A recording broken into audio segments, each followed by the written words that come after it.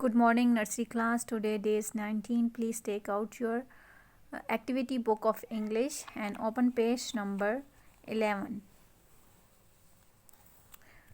Write date CW and trace the letter. This is capital E and this is small e. Capital E and small e.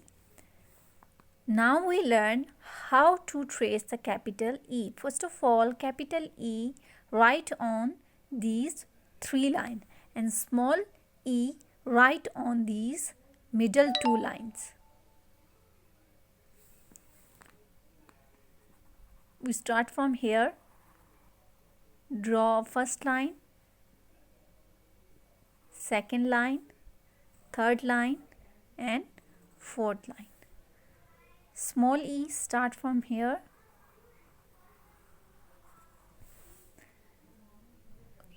Color the pictures that begin with sound eh, egg, elbow, envelope. So your page number 11 is done now. Page number 12 is your homework. Thank you, nursery class.